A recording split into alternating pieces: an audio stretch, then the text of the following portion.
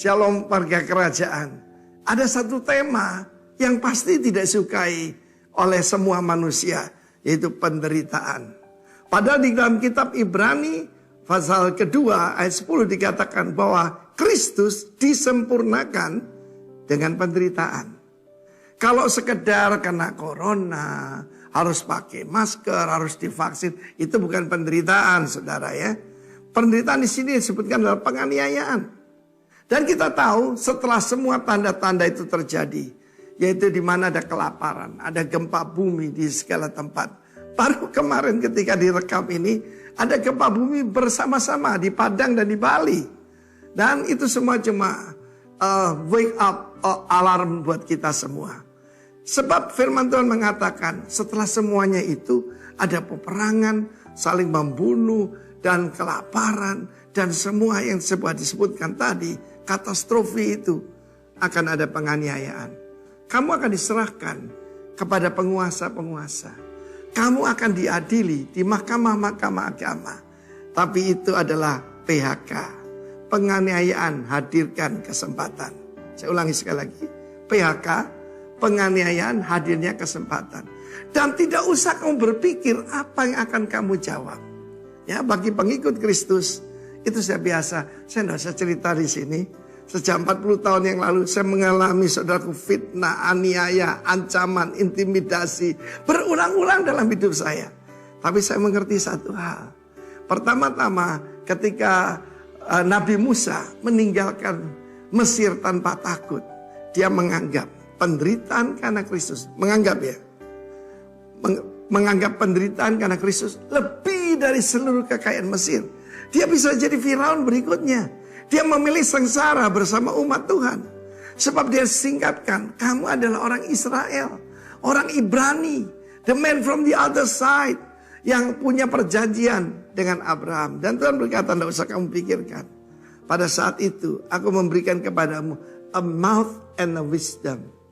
Di dalam Kisah Rasul pasal ke-7, kita melihat bagaimana Stefanus, ketika declaring God's mandate, dia terangkan, mulai daripada saudaraku, dari Musa, David, sampai kepada Kristus.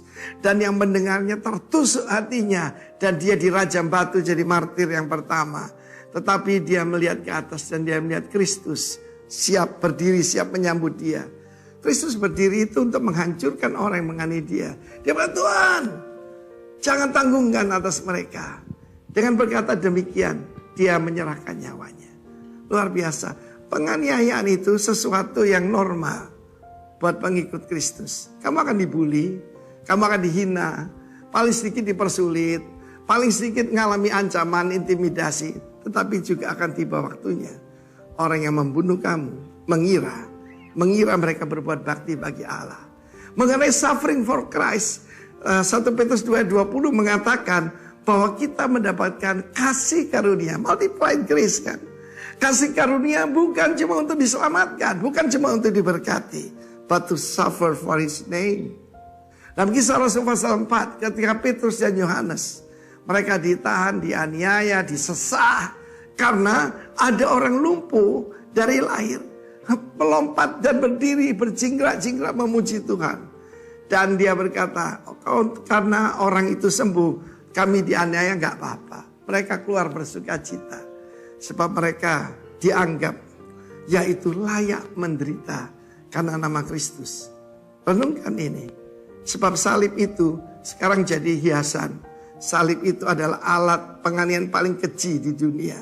Dan itu sudah ditanggung oleh Kristus. God bless you warga kerajaan. Amin. Haleluya. Shalom Bapak Ibu yang di rumah juga yang sedang online.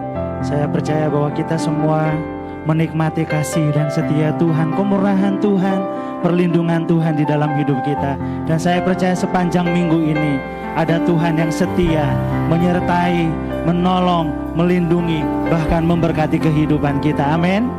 Puji Tuhan. Hari sama-sama kita masuk lebih dalam lagi, kita berdoa. Terima kasih Bapa, Engkau Bapa yang sungguh baik bagi kami. Engkau Bapa yang selalu mengerti dan peduli akan hidup kami. Apa yang sedang kami alami, apa yang sedang kami rasakan dalam hidup kami, ada Tuhan, ada Bapa yang setia, menopang, memberikan kekuatan kepada kami. Terima kasih untuk segala berkat kasih setia Tuhan, pemeliharaanmu di dalam hidup kami. Hingga hari ini, pagi ini, kami boleh datang kepada Engkau. Kami membawa pujian dan syukur kami kepada Engkau Tuhan. Terimalah pujian dan penyembahan kami. Syukur kami sebagai persembahan yang hidup, yang kudus dan berkenan di hadapan Engkau Bapa. Kami percaya Engkau ada di tengah-tengah kami. Kuasa-Mu melawat kami, hadirat-Mu boleh kami alami dalam ibadah ini Tuhan. Datanglah kerajaan-Mu, jadilah kehendak-Mu Tuhan di tempat ini, di ibadah kami seperti di surga. Curahkanlah segala kemuliaan-Mu di dalam nama Yesus. Kami berdoa dan bersyukur. Haleluya. Amin.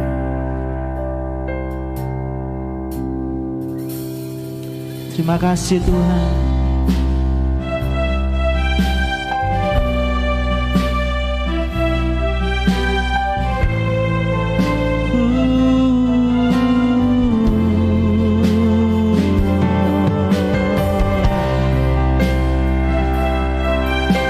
Terima kasih Bapa. Kau bersyukur kepada Engkau Tuhan.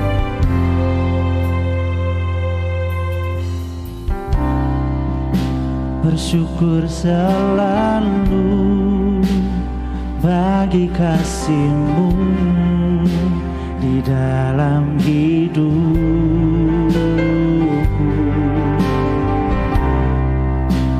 Takkan ku ragu atas rencana-Mu untuk masa depan. Sebagai Bapa yang baik, takkan pernah Kau melupakanku. Sebagai Bapa yang sangat baik, takkan pernah Kau meninggalkanku.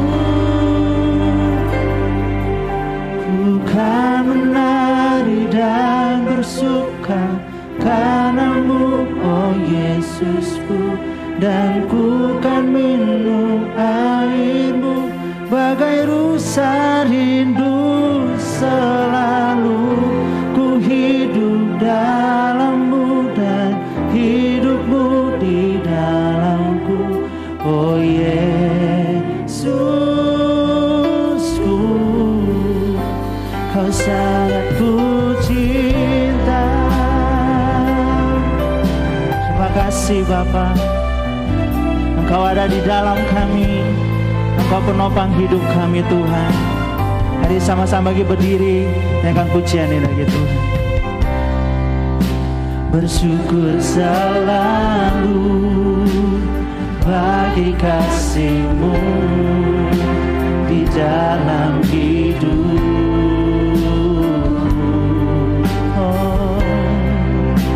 Takkan ku ragu atas rencana-Mu untuk masa depan. Sebab Engkau Bapa yang baik bagi kami. Sebagai Bapa yang baik, takkan pernah Kau melupakanku.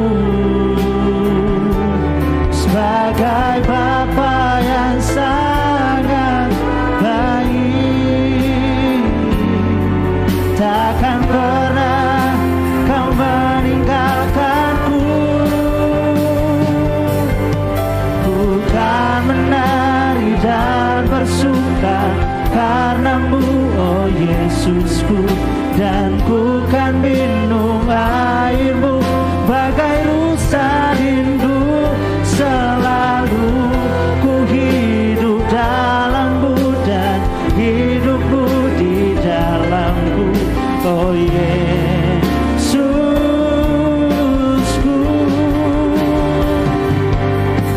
Bukan menari dan bersuka karena-Mu, oh Yesusku, dan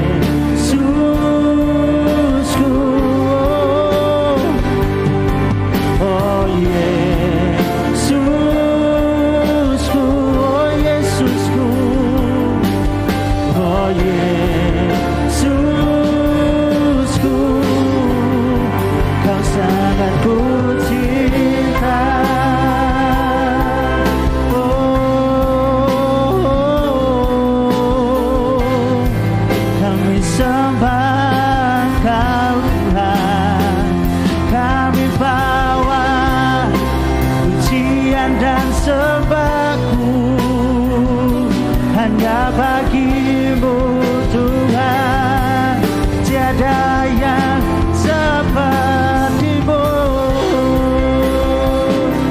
Kau segalanya, Engkau Tuhan bagiku, Kau Bapa yang setia. Terima kasih Bapa, Engkau ada di dalamku, Engkau selamanya. Oh, Yesus, kami tinggikan namamu, kami agungkan Kau Tuhan, Engkaulah jawabanku.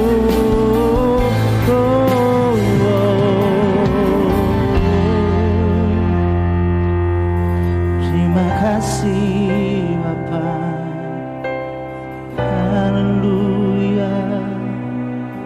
Engkau besar di dalamku, kami perlu Kau Tuhan, kami perlu Kau Tuhan.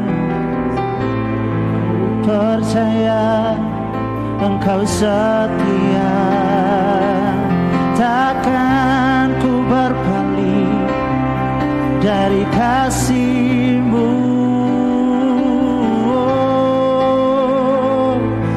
Kaulah segalanya, Kau Bapa yang baik. Ku ada karena-Mu, ku kuat karena-Mu Tuhan. Kami bersyukur. Terima kasih Bapa, terima kasih. Nyanyi dan bersoraklah bagi Dia, pujian, hormat, kuasa bagi Raja. Gunung tunduk, laut bergelora, mendengar nama-Mu. Ku bersuka atas perbuatan-Mu, selamanya ku kasihi Engkau Tuhan. Tiada janji seperti yang ada padamu. Kami mau satukan suara kami nyanyikan. Nyanyi dan bersoraklah bagi Dia, amin. Pujian, hormat, kuasa bagi Raja. Gunung tunduk, laut bergelora, mendengar nama-Mu. Oh, ku bersuka atas perbuatan-Mu, selamanya ku kasihi Engkau Tuhan. Tiada janji seperti yang ada pada, tiada janji seperti yang ada pada, tiada janji seperti yang ada padamu. Ini pengakuan kami, Engkau Tuhan Raja atas segalanya. Haleluya. Yang siap memuji Tuhan, berikan sekali lagi sorak-sorak yang panjang buat Dia. Haleluya.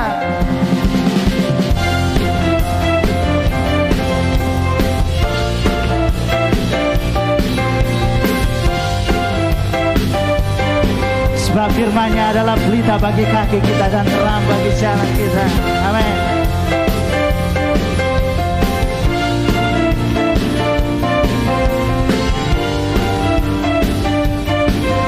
Mari sama-sama kita mengatakan, firman-Mu Tuhan, pelita bagi kakiku. Amin. Janji-Mu terang bagi jalan-jalanku, kebenaran-Mu menuntun siang hari. Kami menantikan Engkau, menantikan-Mu, beri kekuatan baru. Ku kan terbang tinggi di awan bersama-Mu dalam kemuliaan. Sebab firman-Mu teguh menopang, kami akan aman bersama-Mu. Amin. Salam-Mu Tuhan. Haleluya.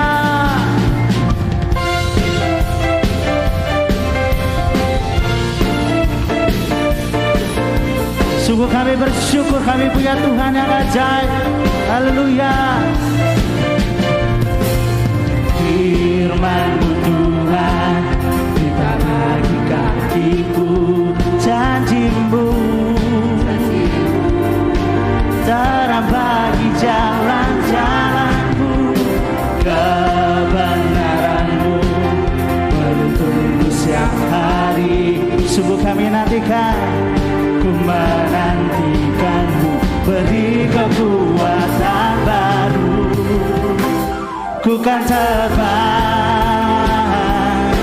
tinggi di awan bersama-Mu dalam kemuliaan. Sebab firman-Mu teguh menopang, ku kan aman di dalam-Mu Tuhan. Mari sama-sama satukan suara. Jalanku di atas jalan-jalanku, rancangan-Mu melebihi rancanganku. Firman-Mu sungguh telah membebaskanku, berjalan lebih tinggi, berjalan bersama-Mu. Ku kan terbang tinggi di awan bersama-Mu dalam kemuliaan. Sebab firman-Mu teguh menopang, ku kan aman di dalam-Mu Tuhan. Ku kan terbang tinggi di awan bersama-Mu dalam kemuliaan. Sebab firman-Mu teguh menopang, ku kan aman di dalam-Mu Tuhan. Ku kan terbang, ku kan terbang tinggi di awan bersama-Mu dalam kemuliaan. Sebab firman-Mu teguh menopang, ku kan aman di dalam-Mu Tuhan. Ku kan aman, ku kan aman di dalam-Mu Tuhan. Kami aman di dalam-Mu Tuhan. Ku kan aman di dalam-Mu Tuhan.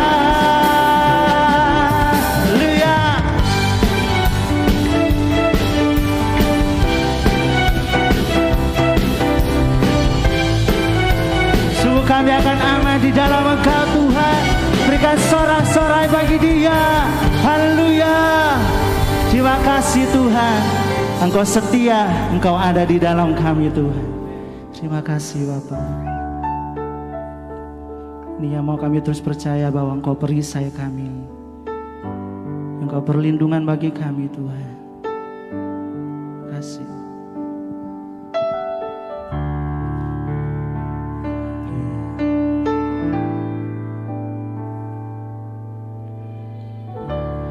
Engkaulah perisaiku saat badai hidup menerpaku. Firman-Mu di dalamku tenangkan jiwaku. Ku kan berdiri di tengah badai dengan kekuatan yang Kau berikan. Sampai kapanpun ku kan bertahan, karena Yesus selalu menopang. Ku kan bertahan dalam tekanan dengan kekuatan yang Kau berikan. Sampai kapanpun tak tergoyahkan, karena Yesus selalu menopang hidupku. Amin.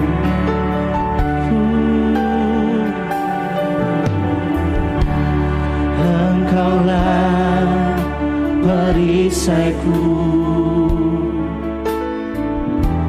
saat badai hidup menerpaku.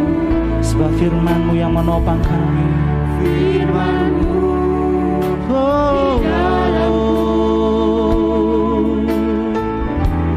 tenanglah jiwaku. Ku kan berdiri di tengah badai dengan kekuatan yang Kau berikan. Sampai kapanpun kami akan terus bertahan di dalam Engkau Tuhan. Ada Engkau Tuhan selalu menopang. Ku kan bertahan dalam tekanan dengan kekuatan yang Kau berikan. Sampai kapanpun tak tergoyahkan, karena Yesus selalu menopang.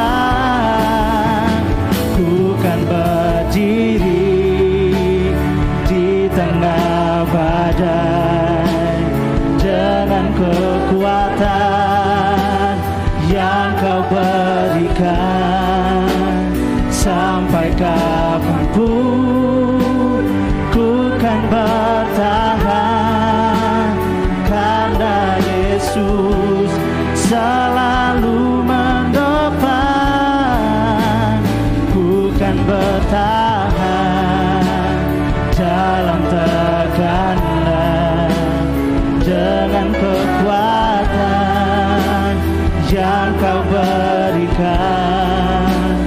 Sampai kapanpun tak tergoyahkan, karena Yesus selalu menopang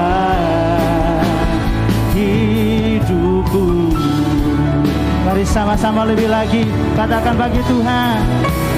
Ku kan berdiri di tengah badai. Amin.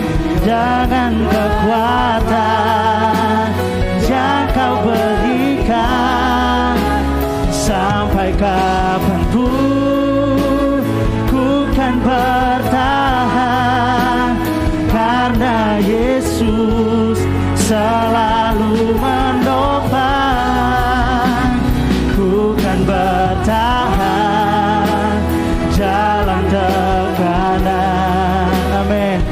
dengan kekuatan-Mu kami dapat bertahan Tuhan.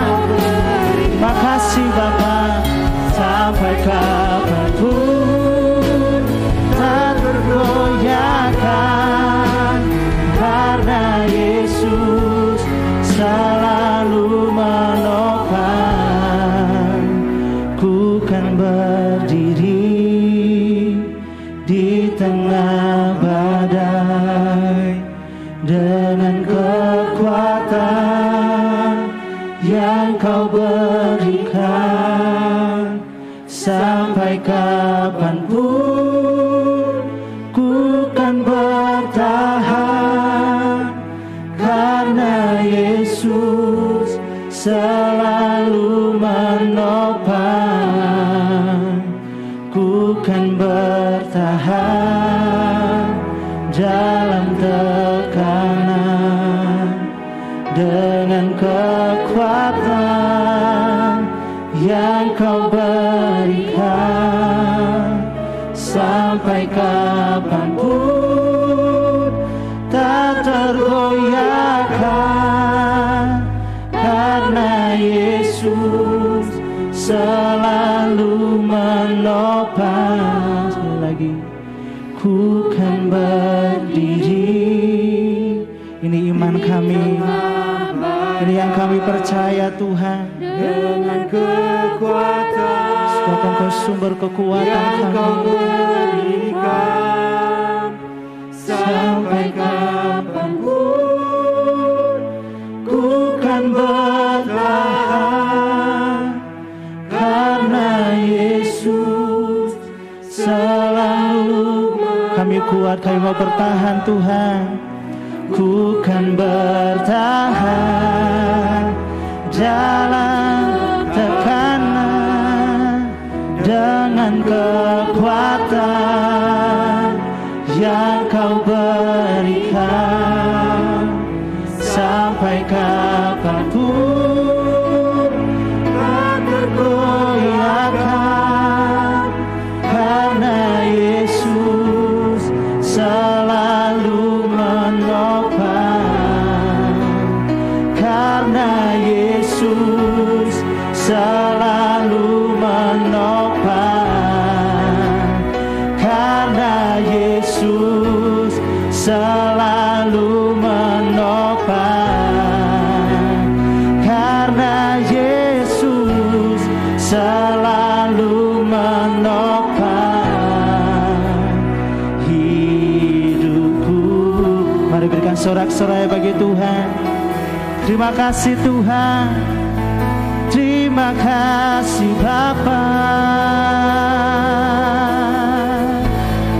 sebab Engkau kekuatanku, sebab Engkau jawabanku dalam segala tekanan. Ada Tuhan yang besar, ada kekuatan baru. Oh, kami sembah, kami tinggikan-Mu, kami nyatakan Kau Allah yang perkasa, Kau segalanya.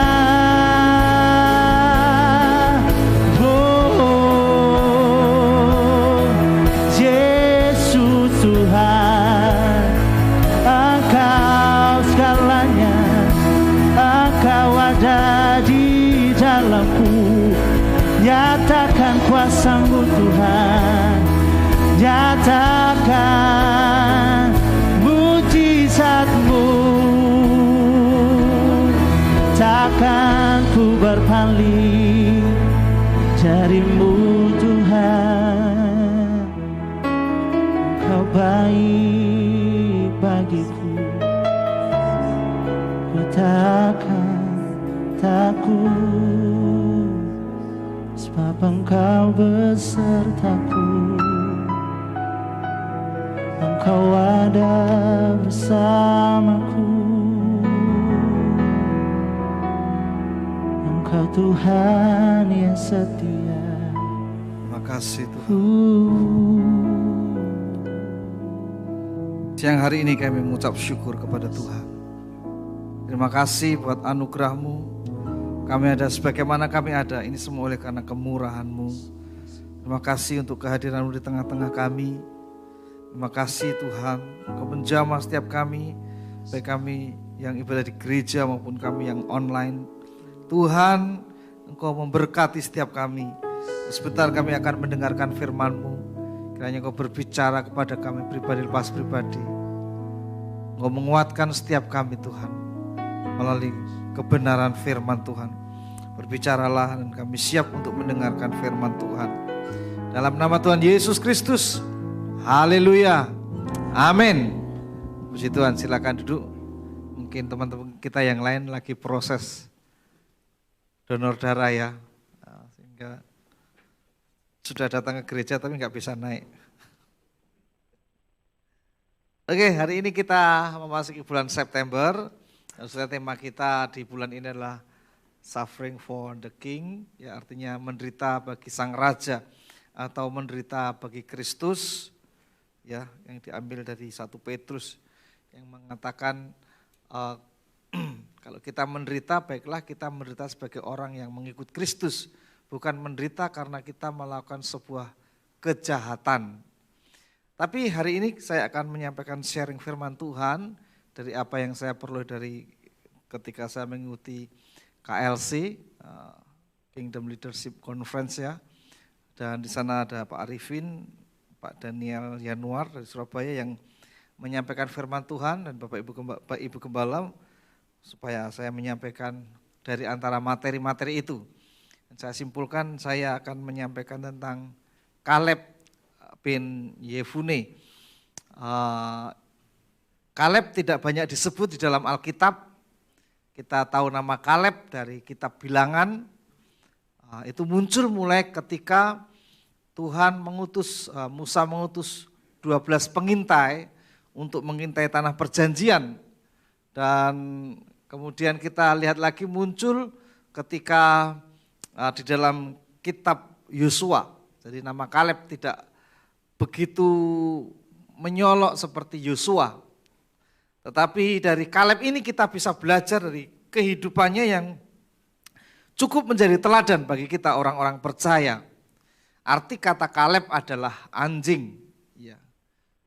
Jarang orang tua yang memberi nama anak itu memakai arti kata anjing ya. Biasanya kita kasih nama bunga, lili, rose, melati, Sharon dan sebagainya. Atau kalau nama binatang itu yang binatang yang hebat-hebat, Raja Wali apa saja, elang. Nah, kemudian tapi anjing itu juga punya keistimewaan loh Bapak Ibu. Nah, tapi kita nggak akan belajar keistimewaan dari anjing itu, kita akan belajar dari seorang Kaleb. Nah, siapa itu Kaleb bin Yefune yang disebut di dalam Alkitab, kitab Bilangan dan kitab Yosua. Ya, siapakah Kaleb itu? Kita akan melihat dari sana. Yang pertama, Kaleb adalah seorang yang mengikut Tuhan dengan segenap hati.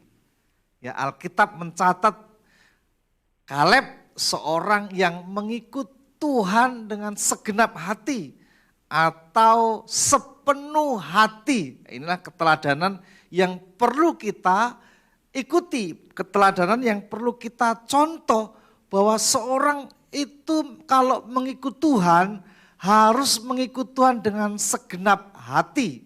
Nah, siapa yang menilai kalau kita itu harus mengikut Tuhan dengan segenap hati? Yang pertama-tama adalah Tuhan. Ya, sama seperti Ayub. Ayub dinilai Tuhan sebagai seorang yang jujur, saleh, takut akan Tuhan. Ya, kemudian Kornelius, seorang yang saleh, disebut orang yang saleh, yang takut akan Tuhan. Dan banyak nama-nama dalam Alkitab orang yang takut akan Tuhan. Dan ini salah seorang yang bernama Kaleb itu, dia seorang yang mengikut Tuhan dengan segenap hati. Ya, kalau kita mengikut Tuhan jangan setengah-setengah ya. Sebab setengah-setengah itu, kalau setengah-setengah itu Tuhan gak suka. Tuhan pernah berkata dalam kitab Wahyu, kalau kamu suam-suam kuku, tidak panas, tidak dingin, aku akan memuntahkan engkau. Kalau kamu panas, panaslah, semangat, semangatlah, segenap hati, segenap hatilah. Jangan hanya setengah-setengah. Sebab ketika kita suam-suam kuku, tidak dingin dan tidak panas, Tuhan berkata, Tuhan mengecam dan mengancam, aku akan memuntahkan engkau. Karena enggak enak di hadapan Tuhan. Tuhan enggak suka orang yang setengah-setengah. Nah kalau kita mengerjakan segala sesuatu dengan setengah-setengah pun hasilnya tidak akan maksimal. Kalau kita mencintai pasangan kita setengah-setengah, tidak akan bahagia. Sebab itu di dalam hidup kita harus segenap hati. Di dalam kitab Kolose dikatakan surat Kolose, kalau kamu bekerja, bekerjalah dengan segenap hatimu seperti untuk Tuhan. Luar biasa ya, Tuhan itu menyukai yang segenap hati. Sebab kalau kerja nggak segenap hati, nggak akan maksimal. Mengikut Tuhan nggak segenap hati juga tidak akan maksimal. Nah kita melihat ayatnya. Di dalam Bilangan pasal 32 ayat 12. Saya bacakan, kecuali Kaleb bin Yefune, orang Kenas itu, dan Yosua bin Nun. Mulai kata sebab kita baca sama-sama. 1, 2, 3. Sebab keduanya mengikut Tuhan dengan sepenuh hatinya. Ini perkataan Tuhan kepada Musa di tengah-tengah amarah Tuhan terhadap bangsa Israel. Di tengah-tengah amarahnya itu dia tertuju matanya kepada kedua orang ini. Yosua dan Kaleb. Mereka mengikut Tuhan dengan sepenuh hatinya. Dengan segenap hatinya. Kenapa orang Israel tidak bisa mengikut Tuhan dengan sepenuh hati, dengan segenap hati? Padahal mereka secara langsung dengan mata kepala mereka sendiri melihat mujizat-mujizat yang dikerjakan Tuhan dengan hebat, dengan dahsyat di tanah Mesir. Mulai dari tulah yang pertama, air berubah menjadi darah bagi orang Mesir. Tapi bagi orang Israel berbeda. Bagi orang Mesir, sungai Nil berubah menjadi airnya menjadi darah. Setiap tempat yang digali untuk mencari air, tidak ketemu air, yang ketemu adalah darah. Terjadi polusi yang sangat-sangat mengganggu kehidupan mereka. Itu tulah pertama, tulah kedua, tulah ketiga, tulah keempat, tulah kesembilan, sampai 10. Itu menimpa bangsa Mesir. Dan tidak menimpa orang Israel. Sekeluar mereka dari Mesir, mereka harus menghadapi Laut Tebrau. Dan Tuhan ya membelah Laut Tebrau itu. Dikatakan semalam-malaman Tuhan menguakkan air Laut Tebrau. Tuhan menguras air Laut Tebrau. Dan mengeringkan dasarnya sehingga orang Israel bisa berjalan. Baik anak-anak, orang tua maupun binatang. Itu berarti ada jalan raya di tengah-tengah laut. Tapi mereka hanya takjub sebentar saja. Setelah itu mereka bersungut-sungut, setelah itu mereka ngomel, setelah itu menyalahkan Tuhan, menyalahkan pemimpin, menyalahkan situasi dan sebagainya. Dan ternyata mujizat-mujizat yang dilihat, yang dialami tidak membuat mereka menjadi dewasa. Mereka tetap menjadi anak-anak secara rohani, anak-anak secara jiwani, sehingga mereka terus menuntut dan menuntut. Mereka selalu saja menyalahkan Musa. Baru nanti setelah Musa mati mereka menyesal. Baru setelah Musa mati mereka menjerit, menangis, menyesali apa yang menjadi kelakuan mereka. Mereka menangisi Musa selama 30 hari. Mereka meratapi kenapa saya memperlakukan Musa seperti ini. Tapi sebelumnya mereka tidak ada kesadaran. Mereka selalu menuntut, menyalahkan. Bersungut-sungut. Tapi begitu tinggal mati mereka mencari. Saudara-saudara, Tuhan itulah manusia. Itulah kita yang tidak bisa bersikap dewasa. Mujizat tidak bisa membuat kita menjadi dewasa. Buktinya bangsa Israel. Ketika mereka makan atas pemeliharaan Tuhan, mana turun dari langit tiap pagi. bersama-sama dengan embun. Mereka mengumpulkan ya yang mencair itu seperti embun, dikumpulkan kemudian dimasak menjadi roti yang dikatakan Alkitab seperti madu. Sehingga roti ini membuat mereka sehat. Roti ini membuat mereka tidak sakit selama dalam perjalanan di tanah padang gurun. Tidak membuat mereka menjadi gampang-gampang sakit karena cuaca buruk. Mereka tahan terhadap alam yang ganas. Mereka tidak pernah mengalami yang namanya sakit penyakit karena makanannya makanan dari surga. Tapi itu tidak membuat mereka menjadi dewasa. Ketika mereka melihat, mereka rindu, mereka pingin daging. Mereka ingat bawang prei, bawang bombay, mentimun, ya. Kemudian daging, enak di Mesir. Di sana kita bisa makan satu kuali daging dengan makanan yang enak-enak. Itu ditujukan kepada Musa dan Tuhan. Dan akhirnya Tuhan mengirim burung puyuh yang begitu banyak. Mereka makan sampai kolesterol, asam urat dan mati. Dan mujizat itu tidak membuat mereka sadar. Mereka melihat bahwa mereka membutuhkan air dan Tuhan kasih air keluar dari batu karang yang bisa menghidupi jutaan orang termasuk ternak mereka. Di depan mata mereka, Musa mengatakan, mengarahkan tongkatnya ke batu karang dan batu karang itu mengeluarkan air yang berbual-bual yang begitu banyak yang mencukupi kebutuhan mereka. Mujizat, tapi mereka masih degil. Tetapi Kaleb bin Yefune, mereka sama-sama dalam perjalanan tapi berbeda. Kaleb tidak pernah setengah-setengah mengikut Tuhan. Tapi dia mengikut Tuhan dengan sepenuh hati. Mengikut Tuhan dengan segenap hati. Mengikut Tuhan dengan sungguh-sungguh. Sebab itu mari kita putuskan hari ini untuk mengikut Tuhan dengan segenap hati. Karena Tuhan tahu apakah kita sungguh-sungguh atau tidak. Tuhan tahu kita ini sungguh-sungguh atau lip service. Kita tahu kita memang betul-betul memuji Tuhan atau tidak. Kita betul-betul mendengarkan firman Tuhan atau tidak. Kita betul-betul mengasihi Tuhan atau tidak. Tuhan tahu. Pasangan kita aja tahu kalau kita ini pura-pura atau sungguh-sungguh atau serius ya. Apalagi Tuhan. Kalau masa-masa pencitraan itu hanya sebentar saja. Apakah dia memang sungguh-sungguh baik atau hanya pencitraan? Ya kalau mau ngambil hati ya pencitraan. Makan di pasar, makan di warung, bagi-bagi sembako, kasih sarung. Itu pencitraan 1-2 bulan untuk mengambil hati. Tapi kalau segenap hati itu tidak hanya 1-2 bulan. Segenap hati itu serius. Kalau pencitraan sesudah apa yang diinginkan terwujud, lupa. Makan ke warung murus. Ya, memang aslinya gak suka di warung. Nah ini Tuhan berkata, hambaku Kaleb, orang Kenas dan Yosua bin Nun itu mengikut Tuhan dengan sepenuh hatinya. Karena Tuhan melihat sampai dasar hati kita. Tuhan tidak hanya lihat muka kita. Iya kalau manusia melihat apa yang nampak. Sehingga kita sering tertipu dengan apa yang nampak. Tapi Tuhan melihat ke dasar hati. Dasar kehidupan. Tidak ada rahasia bagi Tuhan.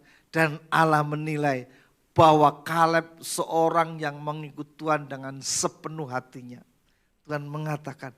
Dan Musa juga mengenali Kaleb. Bahwa memang Kaleb dan Yosua itu seorang yang sepenuh hati. Seorang yang bisa dipercaya. Seorang yang setia kepada Tuhan.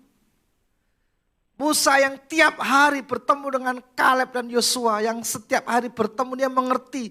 Kalau anak ini memang sungguh-sungguh di hadapan Tuhan. Dan tidak hanya satu ayat yang menyebutkan bahwa Kaleb adalah orang yang sungguh-sungguh mengikut Tuhan. Tapi banyak ayat nanti akan kita baca. Yang berikutnya. Di dalam Yosua, kalau tadi dalam kitab Bilangan. Di mana mereka, Musa, Kaleb dan Yosua masih berumur 40 tahun, 45 tahun. Tapi sekarang di dalam kitab Yosua, mereka sudah berumur 85-80 tahun. apa yang terjadi selama kurun waktu 40 tahun itu. Coba kita lihat ayat 13, Yosua pasal 14 ayat 13. Lalu Yosua memberkati Kaleb bin Yefune dan diberikannya lah Hebron kepadanya menjadi milik pusakanya. Hebron itu nama tempat. Itulah sebabnya Hebron menjadi milik pusaka Kaleb bin Yefune orang Kenas itu sampai sekarang ini. Sampai sekarang ini yang dimaksud ketika kitab Yosua dituliskan. Mulai dari kata karena, mudah-mudahan yang di belakang bisa melihat yang kuning itu, kita akan baca sama-sama. 1, 2, 3. Karena ia tetap mengikut Tuhan Allah Israel dengan sepenuh hati. Umur 85 tahun, Alkitab mengatakan ia tetap mengikuti Tuhan dengan sepenuh hati. Ia tetap, artinya tetap nih kualitasnya umur 40 sampai sekarang 85 itu tetap sama. Kaleb tetap mengikuti Tuhan Allah Israel dengan sepenuh hati. Artinya apa? Dia menjaga kualitas hidupnya untuk tetap setia mempercayai Tuhan dalam situasi apapun, dalam keadaan apapun. Karena dalam mengiring Tuhan itu tidak semua enak, tidak semua berbicara berkat, tidak semua berbicara mulus-mulus saja. Tapi dalam pengiringan kita kepada Tuhan ada asam garam, ada pahit manis. Tapi apapun yang terjadi, peristiwa apapun yang dialami, Kaleb tetap mengikuti Tuhan dengan sepenuh hati. Wow, ini perlu kita teladani. Kesetiaannya dalam mengiring Tuhan. Ada orang setia ketika masih anak-anak. Ketika mengikuti Rocky, wah begitu bersemangat. Begitu antusias. Tapi remaja hilang karena pergaulan. Atau sekolah minggu Rocky, remaja kayak Gizi setia mengiring Tuhan. Waduh berapi-api. Kuliah luar kota hilang karena pergaulan. Atau pemuda, remaja, dewasa masih tetap semangat. Tapi begitu berumah tangga hilang lenyap seperti ditelan bumi. Saya dulu punya teman, wah waktu masih SMA. Itu wah begitu bersemangat. Orang nomor 1, siapa kesaksian dia langsung maju. Enggak ada ditawari, saya siapa yang mau kesaksian, enggak usah ditawari, saya mau kesaksian. Persekutuan tidak pernah terlambat. Dia seorang anak yang ceria, seorang yang begitu waduh bersemangat dalam mengiring Tuhan. Kemudian kita bubar semua merantau masing-masing ke kota-kota lain. Dan saya dengar di Surabaya, kemudian saya dikabari lagi pindah di kota Lamongan. Saya hubungi, hai sekarang gimana kabarnya? Oh dengan siapa ini ya? Saya Pak Endro dulu yang pernah dulu kita sama-sama di remaja. Siapa ya? Kok gak pernah kenal saya? Gak masalah gak kenal saya, memang lupa waktunya cukup lama. Tapi dia sudah tidak kenal Tuhan Yesus Kristus. Sudah berubah arah, sudah berubah kiblat. Karena setia itu tidak mudah. Untuk tetap setia itu tidak gampang. Sebab itu kita perlu belajar dari Kaleb. Karena sejak muda sampai tua, ia tetap mengikuti Tuhan Allah Israel dengan sepenuh hati. Karena ia mengikuti Tuhan sepenuh hati, maka Tuhan memberkati dengan apa yang dijanjikan Tuhan. Yaitu Yosua mendapatkan Hebron menjadi milik pusaka. Kalau kita segenap hati kepada Tuhan, kalau kita sepenuh hati kepada Tuhan selama umur hidup kita, Tuhan akan memberkati dengan apa yang dijanjikannya kepada kita. Katakan amin. Sebab Alkitab mengatakan kita tidak akan rugi ketika kita setia dan mengiring Tuhan dengan sepenuh hati. Ada mahkota yang diberikan Tuhan kepada kita ketika kita mengiring Tuhan sampai akhir hidup kita. Makanya Paulus berkata, kemah tempat kediamanku akan dibongkar. Aku segera akan mengakhiri hidup ini. Aku akan segera finish, akan berakhir. Dan sekarang sudah tersedia bagiku mahkota yang datang dari Tuhan.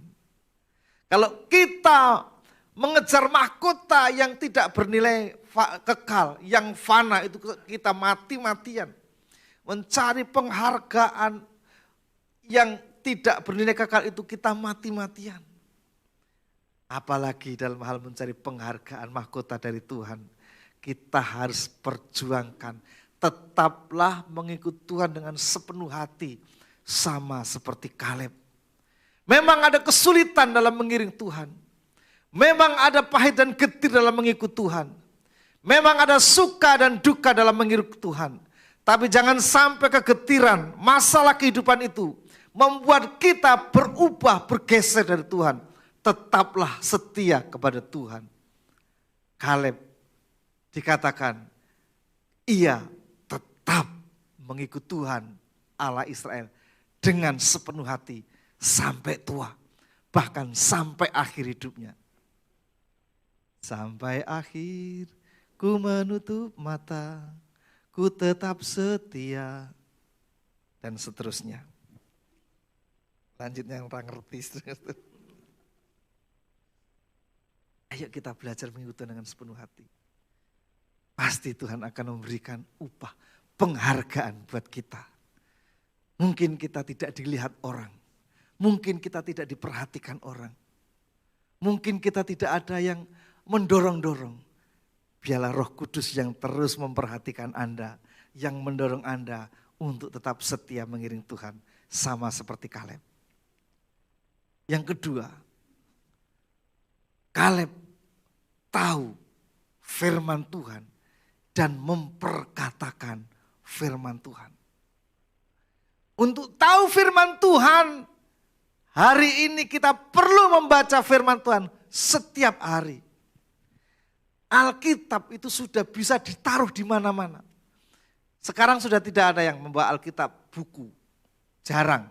Kalau ada 1-2. Bisa ditaruh di HP-nya masing-masing. Di alatnya masing-masing.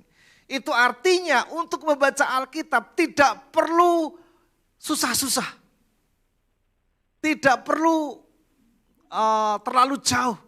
Sebab Alkitab ada di tangan. Tapi apakah dengan fasilitas Alkitab ada di tangan itu kita membaca firman Tuhan setiap hari? Kelihatannya kok tidak. Kadang-kala waktu kita dihabiskan untuk media sosial. Oke, bagus media sosial. Supaya kita tidak seperti orang asing di muka bumi ini. Boleh, saya juga mengikuti trending. Apa yang viral hari ini. Mungkin Verdi Sambo, apa segala macam, minyak naik, pertalit naik. Kita tahu karena kita ada alat untuk telekomunikasi. Itu harus. Tapi adakah kita waktu untuk mau rindu mengetahui firman Tuhan? Adakah kerinduan kita untuk haus akan firman Tuhan? Untuk membaca firman Tuhan? Nah, di zaman Kaleb itu Taurat Tuhan. Itu hanya dituliskan dalam satu tempat. Belum menjadi Alkitab. Tapi Kaleb itu tahu karena saking haus dan lapar akan firman Tuhan.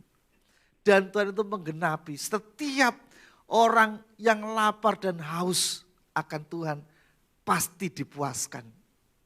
Nah kita kan lapar dan hausnya bukan firman Tuhan. Kita tidak lapar dan haus akan hadirat Tuhan. Kita lapar dan haus akan hiburan. Mulai hari ini agendakan untuk tahu lebih banyak tentang firman Tuhan. Dengan cara bagaimana membaca firman Tuhan. Ada banyak yang menolong. Alkitab sudah tersedia di tangan. Dan juga ada renungan-renungan. Paling kita yang baca mungkin yang dikasih teman-teman kita tuh lewat WA. Ya dikasih ayat. Saya punya agenda membaca Alkitab setiap hari. Mulai dari kitab Kejadian. Tapi begitu sampai di kitab Imamat. Korban ini, korban itu. Waduh saya bingung juga. Tapi saya baca saja. Setelah saya ada satu hal dari beberapa ayat itu. Bangsa Israel itu kalau mau minta ampun sama Tuhan ya. Melakukan kesalahan. Dia harus bawa kambing atau domba. Dibawa ke bait Allah. Setelah dibawa ke sana nih, kalau orang kaya sapi, kalau yang kurang kaya mampu kambing, kalau kurang lagi burung tekukur. Dibawa di hadapan imam besar, kemudian meletakkan tangannya di atas kepala kambing atau domba atau binatang itu.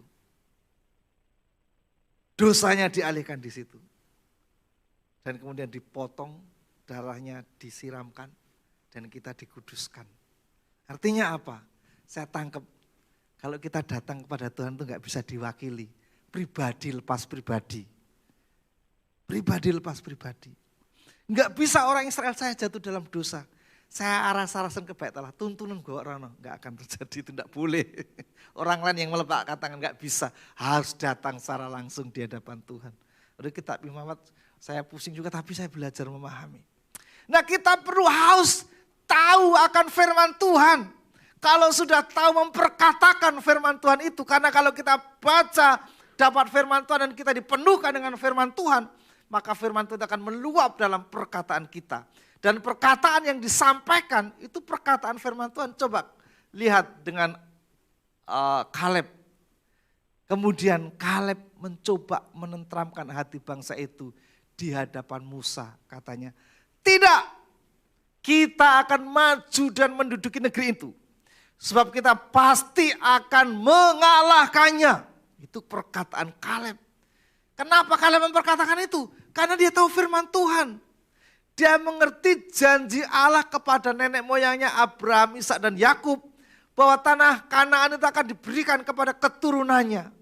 Dan dia juga mengerti akan perkataan Tuhan kepada Musa bahwa Musa akan dipakai untuk menuntun ke tanah perjanjian dari Mesir, mengeluarkan mereka dari perbudakan Mesir dan memiliki tanah perjanjian. Dan lewat firman Tuhan dari Gunung Sinai, apabila engkau sudah memasuki tanah ini ada peraturan-peraturan. Jadi Kaleb mengerti. Nah ketika Kaleb mengerti, ketika ada sesuatu masalah, dia perkatakan, tidak, kita akan maju dan menduduki negeri itu. Sebab kita pasti akan mengalahkannya karena Tuhan. Tapi ini 10 pengintai berkata beda. Tapi orang-orang yang pergi ke sana bersama-sama dengan dia berkata, kita tidak dapat maju menyerang bangsa itu karena mereka lebih kuat daripada kita. Enggak mungkin kita bisa mengalahkan. Kenapa? Tempat itu, kan namanya juga intelijen ya, spionase, mengerti, diselidiki dengan totalan-totalan yang sudah fix, yang sudah betul-betul ada. Orang yang menduduki tempat itu adalah orang-orang raksasa. Kita ini seperti belalang di hadapan mereka. 2, mereka orang-orang yang makan penduduknya. 3, kota-kotanya berkubu sampai ke langit katanya saudara-saudara Tuhan. Oh jadi kesimpulannya, faktanya kita tidak dapat maju menyerang mereka. Faktanya seperti itu. Tapi 10 pengintai lupa kalau ada Tuhan yang menyertai. Mereka hanya bisa mengatakan fakta-fakta bahwa tidak mungkin, tidak bisa. Karena persoalan kita begitu berat, begitu besar. Dan kita tidak mungkin ke sana. Dan ujung-ujungnya mereka minta balik pulang ke Mesir. Coba bayangkan, sudah berjalan sekian lama. Mereka harus mau balik ke Mesir, mau mengangkat pemimpin. Kenapa? Karena mereka tidak tahu firman Tuhan. Mereka memang sudah melihat mujizat-mujizat yang begitu hebat. Tapi mereka tidak mengerti firman Tuhan. Itu sebabnya yang membuat kita dewasa. Membuat kita sungguh-sungguh mengiring Tuhan. Karena kita bersekutu dengan firman Tuhan. Kita membaca firman Tuhan. Kita mendengarkan firman Tuhan. Di dalam surat Roma dikatakan, dari manakah iman? Iman itu timbul dari pendengaran. Pendengaran akan firman Kristus. Itu berarti kalau iman kita ingin kuat, hidup kita ingin dewasa. Ayo tahu dan perkatakan firman, baca firman Tuhan setiap hari. Katakan amin. Karena itu yang memberikan kekuatan kita, yang menyegarkan kita, yang memberikan kita pemahaman. Firman Allah itu berguna untuk mengajar, untuk mendidik. Ya dalam surat Timotius ya. Untuk menegur kesalahan, memperbaiki kelakuan. Nah, kalau kita nggak pernah baca, mau bertumbuh dari mana? Makanya ada lagu anak sekolah minggu, anak Rocky.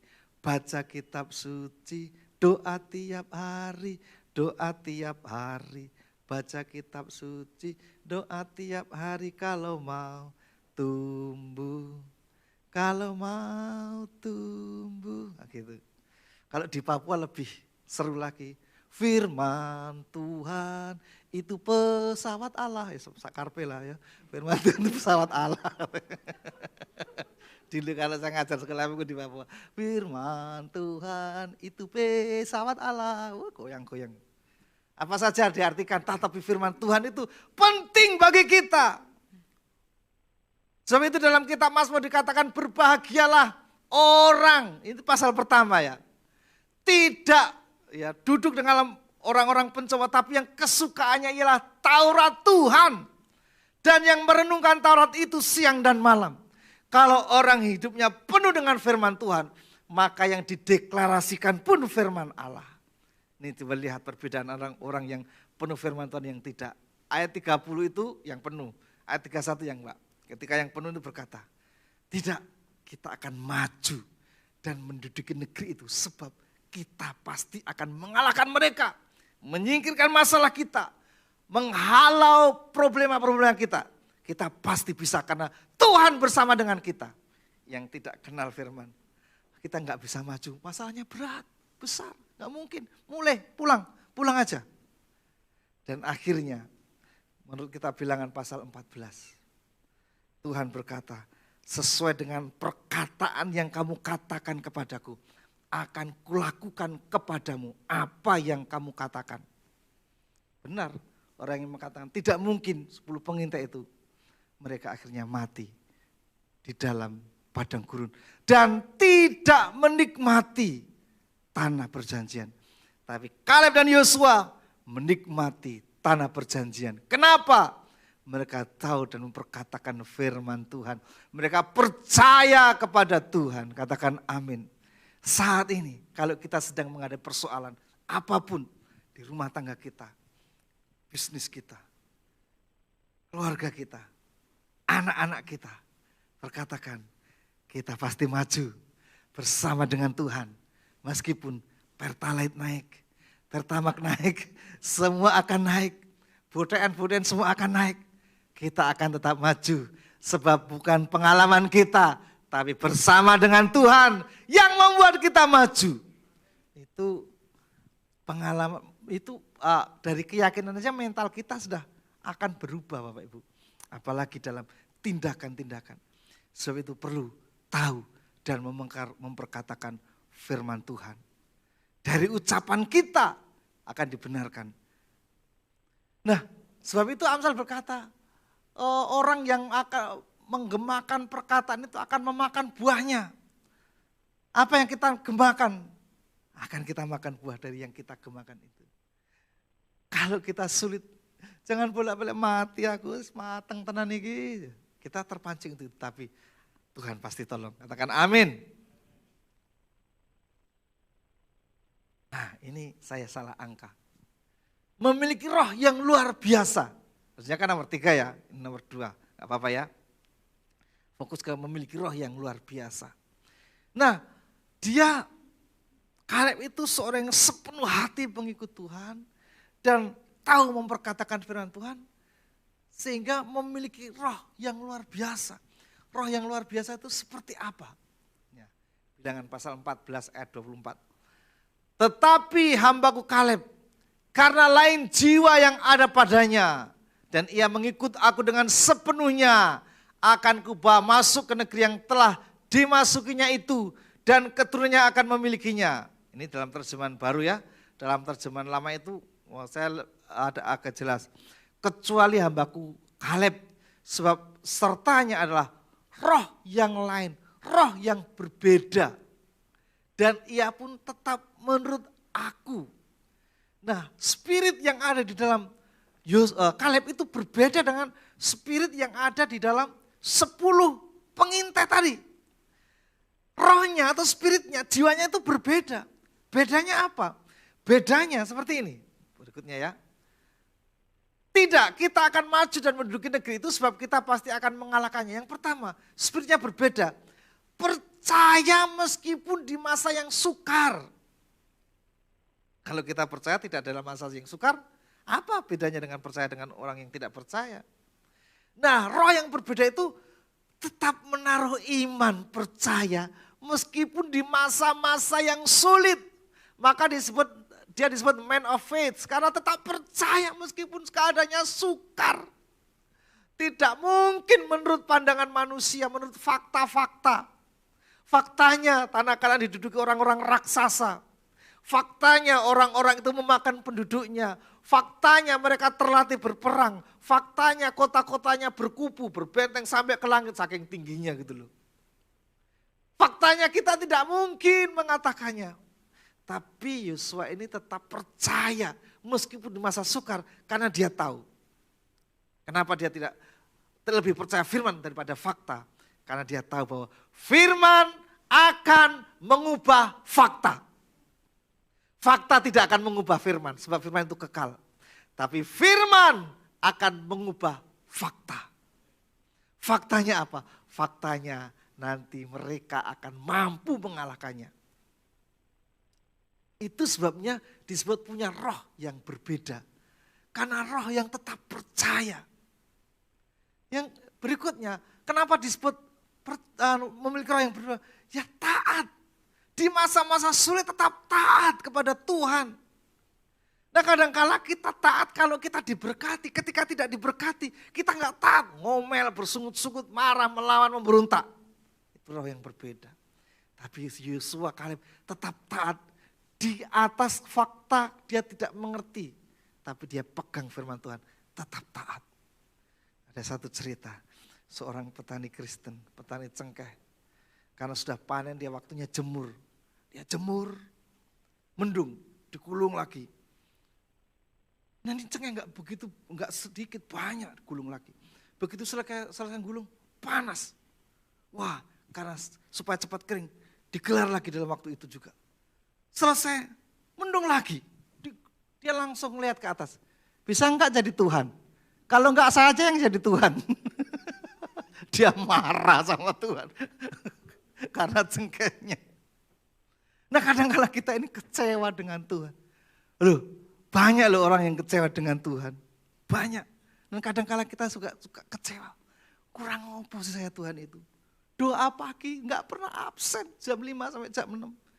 Selalu on cam lagi saya. Kurang apa? Kurang apa saya melayani sudah melayani. Persembahan ya oke persembahan. Persepuluhan ya persepuluhan. Tapi kok ini menimpa saya. Jadi kecewa sama Tuhan. Tapi Kaleb itu punya roh yang berbeda. Dia tetap taat. Di tengah-tengah dia tidak mengerti. Ini perlu kita belajar. Kita taat kalau kita diuntungkan.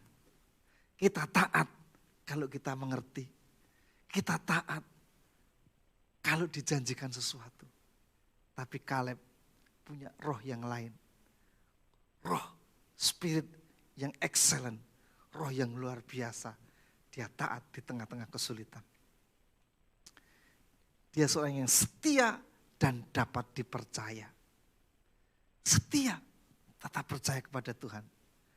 Dan tetap rendah hati. Coba, nanti ketika Musa mati, yang diangkat pemimpin itu Yosua. Dia gak sakit hati loh. Teman satu levelnya. Gak sakit hati loh. Harusnya karena aku. Dia tetap mendukung. Ada orang sudah sejawatnya diangkat, ya sudah enggak, tapi enggak mendukung. Dia tetap rendah hati, mau di bawah pemerintahan temannya. Punya kerendahan hati yang luar biasa. Rendah hati itu perlu belajar. Seharusnya aku loh yang di situ. Tapi kok dia tidak melawan. Dia tidak mendukung, tapi mendukung. Dan ketika mau mengambil alih Hebron, dia datang. Dan Yosua yang memberkati. Tadi kita lihat ayatnya. Ini yang disebut memiliki roh yang luar biasa. Nah Bapak Ibu, mari kita belajar dari Kaleb. Seorang yang mengikuti Tuhan dengan segenap hati. Sungguh-sungguh kepada Tuhan. Kesegenap hatinya itu dikerjakan kepada Tuhan itu diwujudkan lewat sungguh-sungguh dalam berkeluarga. Sungguh-sungguh di dalam bekerja. Sungguh-sungguh dalam melayani. Nanti lu lihat anak keturunannya Kaleb. Aksa itu menikah dengan Otniel. Otniel itu nanti kalau kita baca kitab Hakim-Hakim. Otniel itu diangkat oleh Tuhan menjadi hakim di Israel.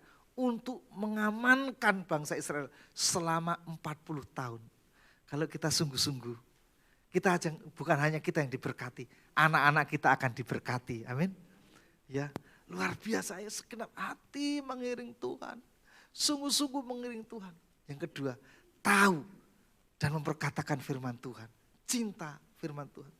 Oh, cinta rumahmu menghanguskan aku. Cinta akan haus akan firman Tuhan dan memperkatakan.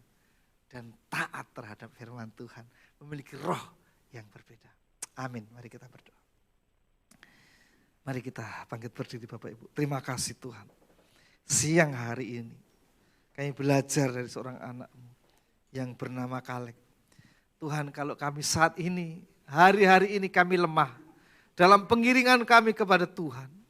Oh Tuhan, biarlah Tuhan memberikan pengertian, pewahyuan atas kami. Oh kami harus segenap hati mengiring Tuhan. Kalau saat ini kami mungkin bimbang. Mungkin karena kami tidak mengerti akan firman Tuhan. Kalau kami goyang mungkin kami tidak mengerti akan janji Tuhan. Dan ajar kami untuk haus dan lapar akan firman-Mu. Karena firman-Mu itu berguna untuk mendidik kami, mengajar kami, menuntun kami, memimpin kami, kehidupan kami. Sehingga kehidupan kami, kehidupan yang berkualitas.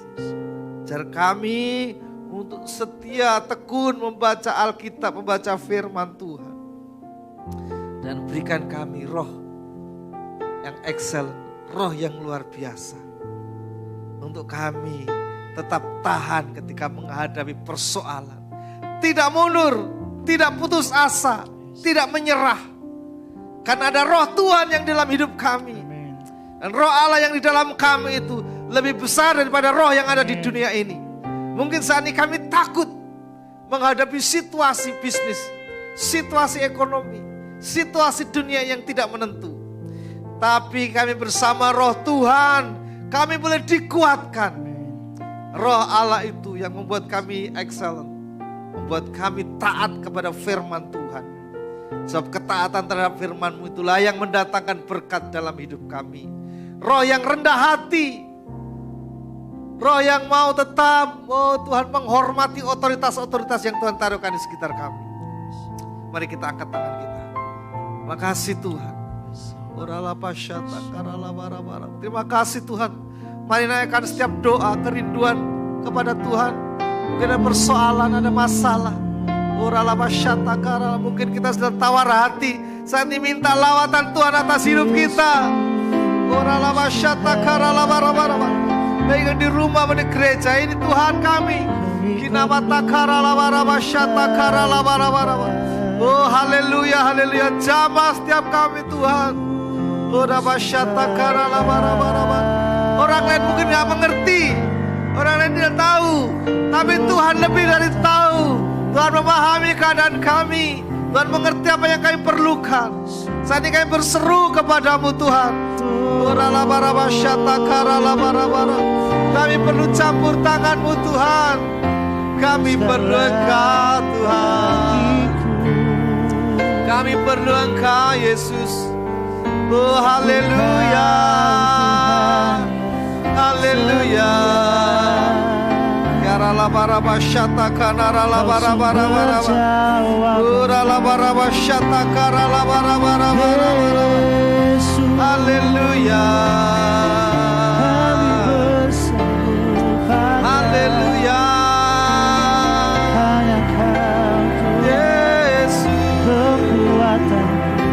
Terima kasih Tuhan. Bersyukur untuk siang hari ini. Terima kasih di dalam nama Tuhan Yesus Kristus. Haleluya. Amin. Amin. Tuhan silakan duduk kembali. Silakan duduk kembali. Kita akan saksikan Rock News berikut ini.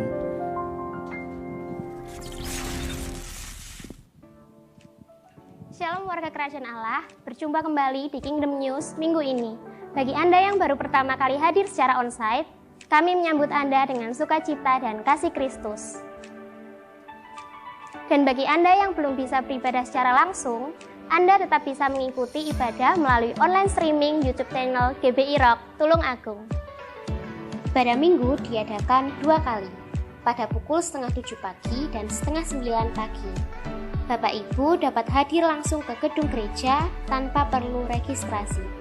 Persiapkan aplikasi Peduli Lindungi untuk memasuki area gedung gereja. Warga Kerajaan Allah, mari berakar, bertumbuh, dan berbuah dalam Komsel Mesianik yang diadakan setiap hari Selasa, live menggunakan aplikasi Zoom. Menara Doa Internasional setiap hari Rabu pukul 3 sore menggunakan aplikasi Zoom. Untuk informasi lebih lanjut, silakan menghubungi Pastor Indro Winarto.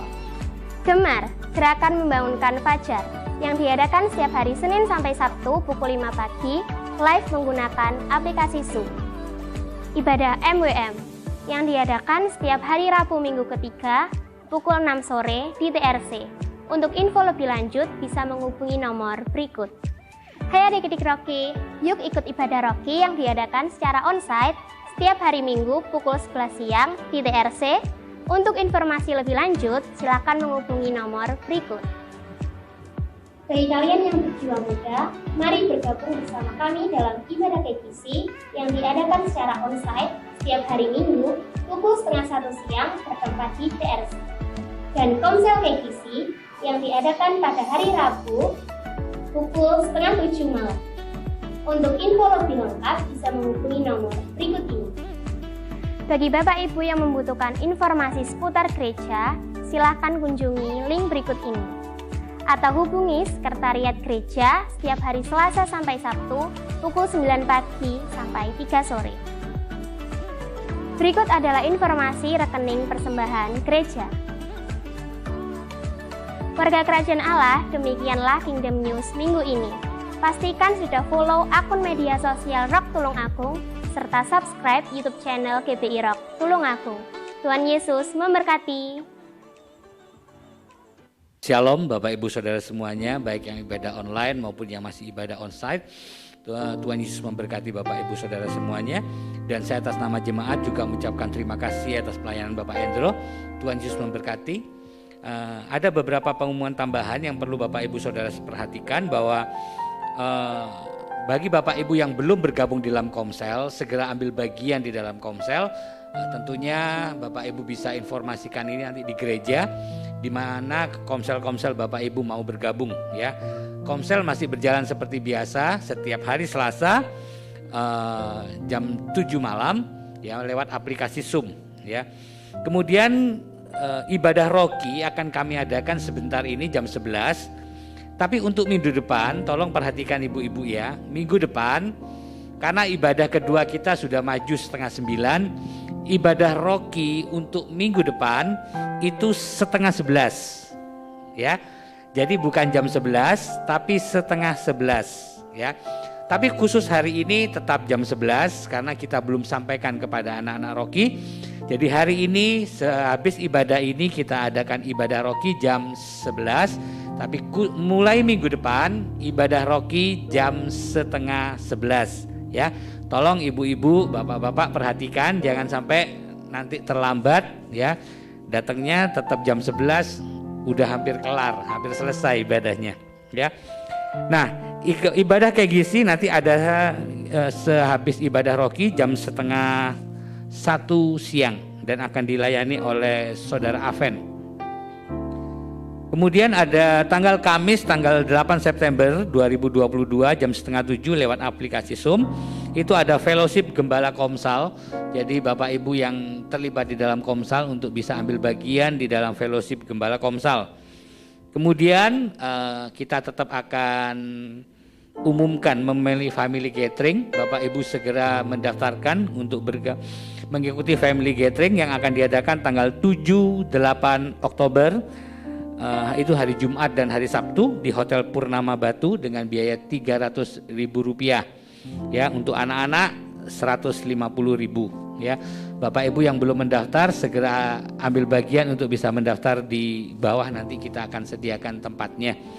Ya, kemudian ada donor darah di bawah ya yang sudah berjalan mulai tadi pagi.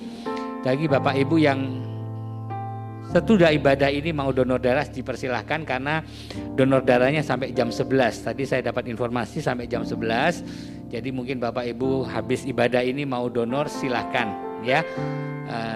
Yang belum makan di bawah kita sudah sediakan roti, Bapak Ibu bisa makan dulu supaya nanti sehat ya, tidak terjadi apa-apa.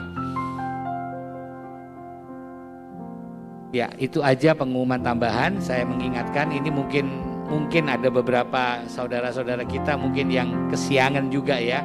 Karena waktunya maju 8:30. Jadi sampaikan kepada saudara-saudara yang lain bahwa ibadah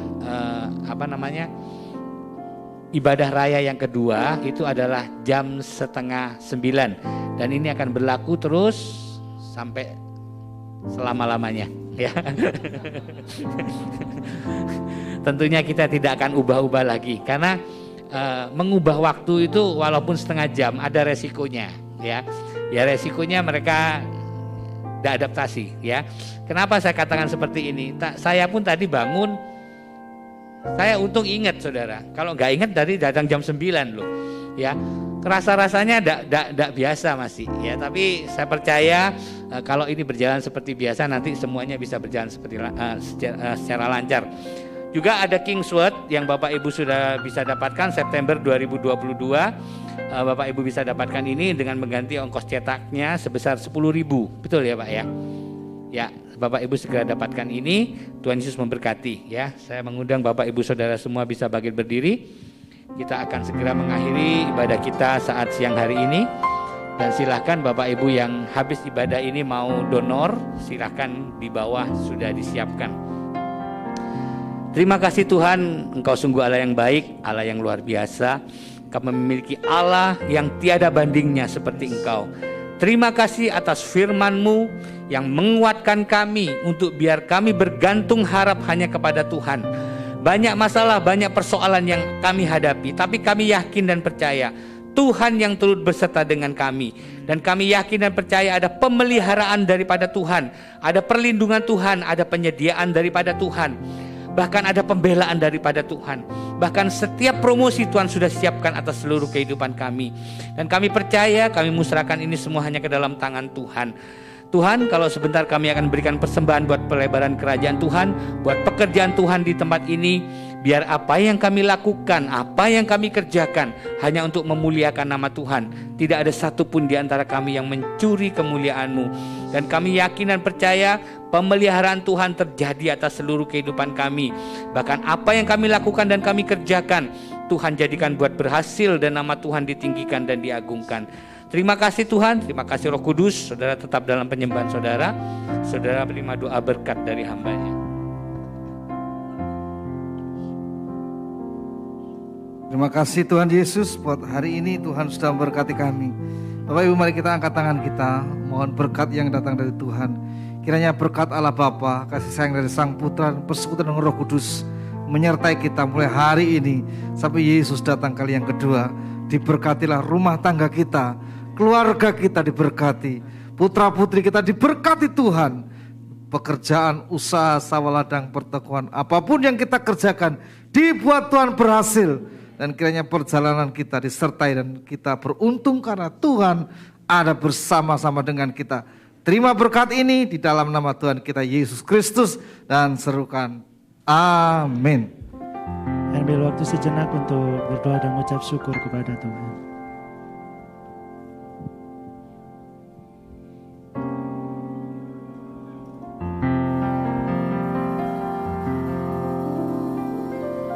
Baik, selamat hari Minggu, selamat pulang, sampai ketemu kembali di ibadah-ibadah selanjutnya. Tuhan Yesus memberkati.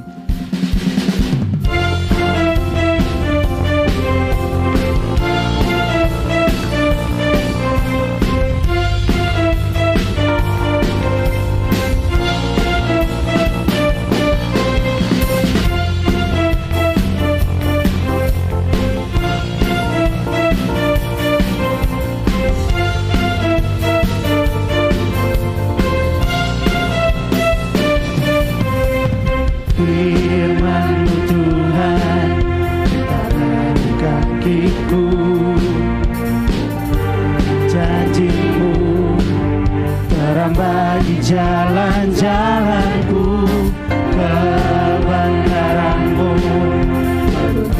setiap hari. Ku menantikanmu, beri kekuatan baru. Ku kan terbang tinggi di awan bersamamu dalam kemuliaan. Sebab firman-Mu teguh menopang. Ku kan nambah di jalan-Mu Tuhan. Jalan-Mu di atas jalan-jalanku, rancangan-Mu melebihi rancanganku.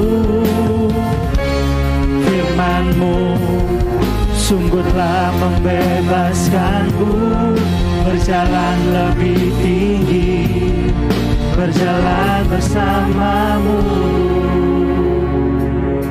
Kan terbang tinggi di awan bersama-Mu.